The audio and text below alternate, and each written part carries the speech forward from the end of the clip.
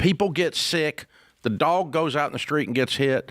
It's like a country song. Everything that can go wrong will. It's horrible. And have you ever noticed that when you get a little money, all that stuff leaves? Like if she's got $25,000 and makes $320,000 and no debt, you ever notice that it's a different kind of song? It's like smooth jazz now. I mean, it's not. It's all that crap leaves. I don't have anywhere near the emergencies now that I've got some wealth. My life used to be one freaking drama after another. And I don't have anywhere near those emergencies. I think an emergency fund is Murphy repellent. I think it keeps him away. I think it does, but more than that, I think it changes the definition. It changes. Like, I'm the type of person, I am never going to touch the emergency fund ever. I don't care what I have to do. Not even for an emergency. I will do whatever, move hell and high water to make it work. Yeah, I agree.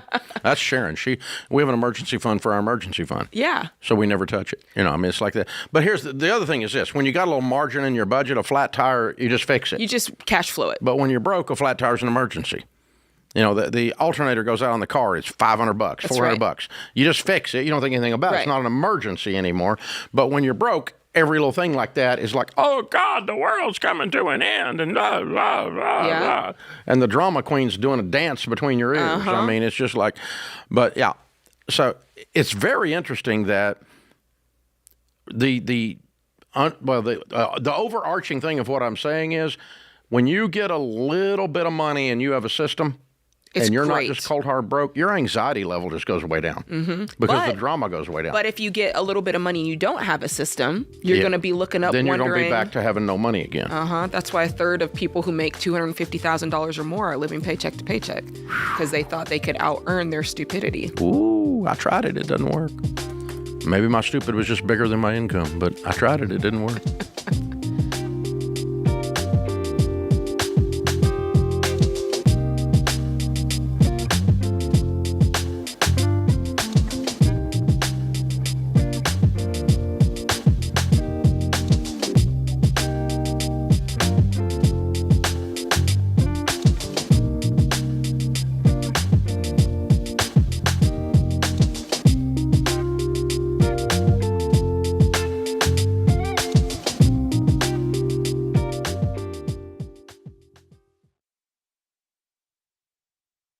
Hey guys, George Camel here. Listen, we need to talk about your phone plan, because for a lot of you, it's like a bad roommate. You know the one. Unpredictable moods, always asking for money, hard to get rid of, and they never do the dishes.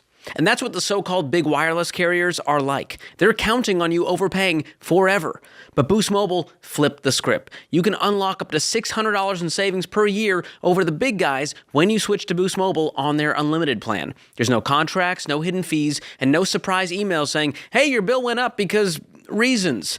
You see, with Boost Mobile, you bring your phone, keep your number, and pay just $25 a month. $25, and that price is locked in forever. So if you're thinking, okay, George, that all sounds great, what's the catch?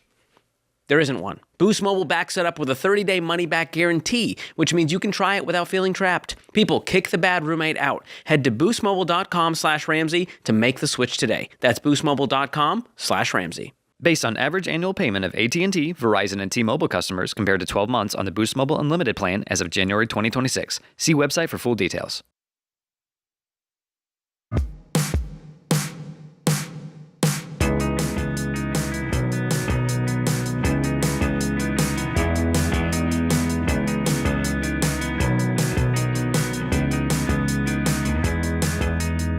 Michael is with us in New York. Hi, Michael. How are you?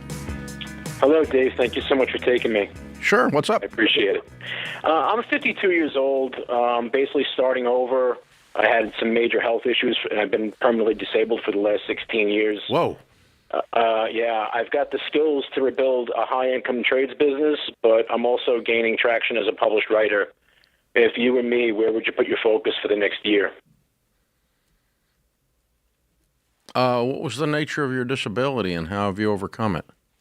Well, I was a teacher, and I taught trades. I taught welding, metal fabrication, heating, ventilating, and air conditioning. And I became environmentally ill from the welding fumes. Ah, okay. So I had a neurological disorder, basically paralysis. Whoa.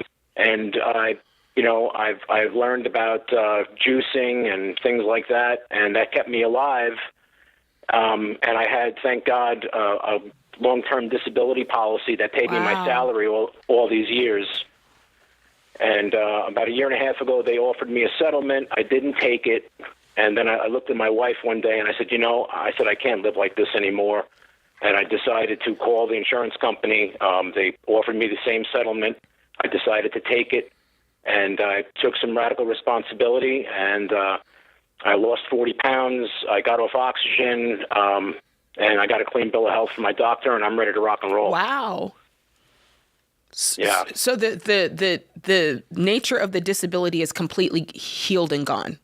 No, I mean, I'm still probably permanently disabled, on paper, but it's not affecting me anymore. I can breathe at 7 liters capacity, even if it's only with one lung. Okay. I feel great. I green juice every single day. I ground outside. I jump on a rebounder. I'm doing everything that I had to do to gain my health. Like I said, I dropped 40 pounds. The whole thing, man. That's awesome. That's amazing. Congratulations. That's amazing. Thank you. Thank you. I've become a published author also. I can't imagine you going back to welding. No, I'm not. I'm actually a master electrician by trade. Oh, and I basically did electrical work and mechanical work.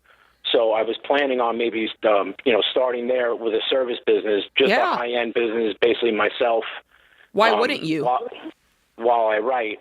Yeah, good. It's I want to be cautious because of my health. I don't want to go backwards. I still have a young, beautiful family. No. So I want to do it as intelligently as possible. That was basically my question was basically, if it was you, like, what steps would you take not only to ensure that I don't overdo it, because I figured I could probably do it 3 days a week.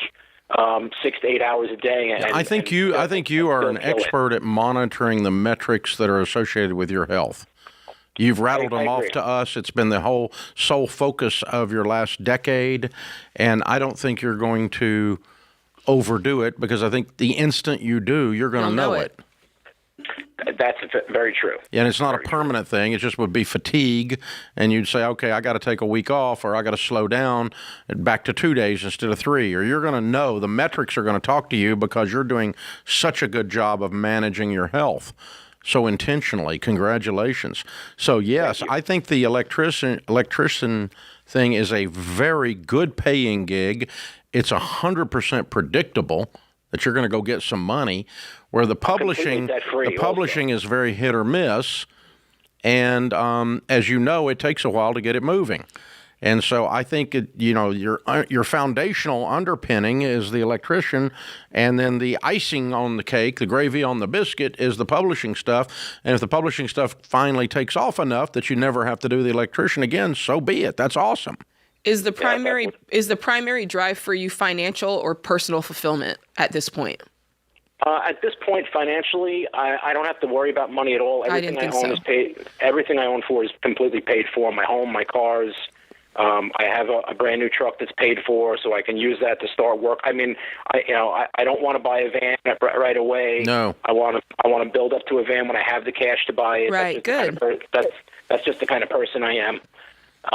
I think you can make really good money and start a day a week, and then 2 days a week, and then 3 days a week. And if it starts to wear on you, go back to 2 days. And if it doesn't, occasionally you can pick up 4 days, and you can make a lot of money in the trades right now. I agree. And I would do that as a foundational thing to give you patience with the publishing thing. That is also going extremely well, I might add. Well, how much are you making? Well. What's extremely well? What are you making? Well, I'm not really making any money from it yet, but then that's not extremely well. Okay, so basically, we measure this on money. Yeah. Now, 150 or so in articles, not paying any bills yet. No, but it's fulfilling, and that's what extremely well means. And you enjoy it, and that's what extremely well means. And you're getting some notoriety. That's awesome. But you're still working for free. I am. Yeah. And so you're not ready to turn your financial destiny over to $150 articles. So the working as an electrician, running my business, could pay for all that for pretty much. Well, it pays for your life, and you can continue to rebuild and build a good life.